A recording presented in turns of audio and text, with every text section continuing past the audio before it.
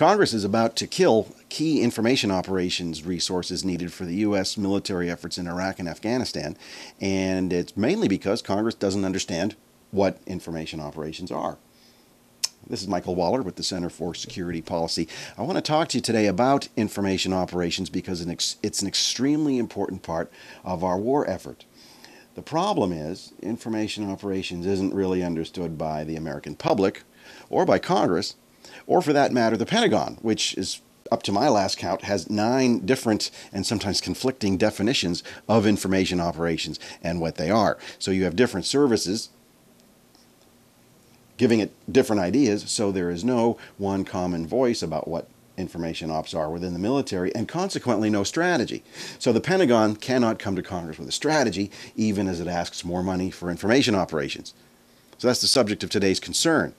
So oddly enough, the person who has taken the lead in forcing the Pentagon to develop a strategy is not one of the great champions of winning the war in Iraq or Afghanistan, but Congressman John Murtha, the very powerful chairman of the Defense Appropriations Subcommittee, former Marine himself, very controversial about certain of the remarks he's made about the war effort, certainly not to be considered a hawk anymore, as he once might have been. But in putting language in the fiscal year 2010 defense authorization bill, he actually might have done a great service to the military in the war effort, because what he did is force the Pentagon to write a strategy for information operations for Congress, an unclassified version so that the public can read it, but most importantly so that DoD can focus on what it is, what it needs, and then the resources that it takes. Now, there's a problem with what Congressman Murtha is also proposing, because he wants to slash the administration's request more than in half for this vital tool, which is really unfortunate. And he wants to freeze the rest until he gets his report, which could take half a year or more. That means an immediate crippling of the war effort, and you know who benefits from that. We don't. Certainly the enemy benefits from that. So while I think Murtha, in one way, his intentions are correct in forcing the Pentagon to come up with a real strategy and a real justification, unfortunately, he's damaging the war effort and the abilities of our warfighters to do what they need by simply freezing the money.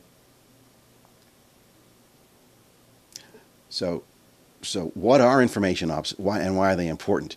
Information operations are key.